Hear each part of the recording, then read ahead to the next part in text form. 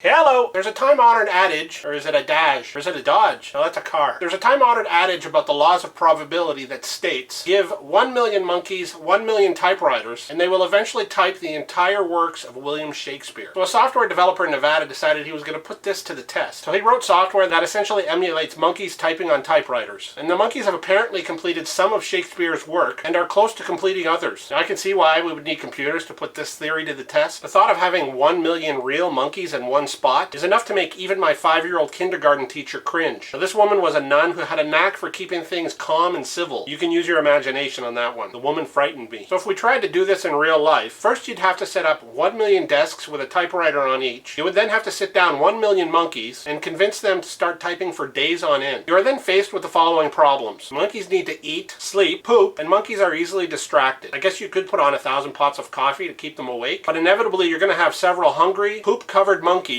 monkeying around and doing anything but typing. And then you'll start getting complaints from PETA. You'll have to deal with labor disputes, and the monkeys could go on strike. Next thing you know, you got 1 million monkeys walking the picket line. Now, I think a better idea is to bring in dogs. You put a dog in front of a monitor and a keyboard, have a video running of their owner going, "Come here, boy, come on, boy." The dog will get excited and climb up on the table, and its paws will hit the keyboard, and voila, typing dogs. Now, we all know that the government is tremendously wasteful, and I came across a story about a legal conference in Washington in 2009. We don't believe most of our politicians when they say they're trying to save money because they come off as liars and crooks. Part of the reason they come off as liars and crooks is because most of them are liars and crooks. Anyway, I digress. Back to the conference. The Department of Justice brought in some food and snacks for the conference. Not a huge deal. They apparently spent $32 per person on Cracker Jack, popcorn, and candy bars. They also spent $8.24 per cup of coffee. Now the topper, for lack of a better expression, is they ordered 250 muffins at 16 bucks a piece. That's right, I said 16 bucks per muffin. The last time I checked, a muffin was nothing more than a piece of cake shaped like a mushroom. The last time I checked, a monkey with an IQ of 64 could make a muffin. Now, if somebody quoted me $16 for a muffin, I think I would respond with, that price is ridiculous unless the muffin is being worn as a hat by a stripper. And if you're a member of my audience who's female, you can just substitute in a Chippendale guy or whatever makes you happy. Now I wonder if this is just a case of we saw them coming. In other words, Muffin Mart decided to overcharge because they knew it was a government contract. How can politicians expect us to not be cynical when they're eating $16 muffins and washing it down with $8 cups of coffee? I wonder how this even happened. I mean, why not just send an intern over to Donut Mart and get a couple boxes of donuts and muffins there? What kind of a mental midget saw a $4,000 bill for 250 muffins and thought that that was reasonable? I think the monkeys are running the zoo when they should be typing Shakespeare and not eating $16 muffins. A postman in Portland, Oregon was put on unpaid suspension after he decided to defecate in a yard near some bushes along his route. Now a witness noticed the man dropping a deuce and grabbed his camera to snap a pic. There's one for the family photo album. It also helped that the poopatrator committed the foul act in broad daylight. Now, there was no word if the poo pile was actually addressed to anyone, and it's not like you could return it for insufficient postage anyway. I think it gives a whole new meaning to the term special delivery. Today's question of the day is, what would you do if you had 1 million monkeys? I personally would train them how to knit quilts and then open a small business. I think Pie's Monkey Quilts has a nice ring to it. Anyway, thanks for watching. Don't forget to fave, comment, thumbs up, subscribe, mention me to your friends. I am a robot, and if you have any questions, leave them below, and I'll see you next time. 1 minute, that it?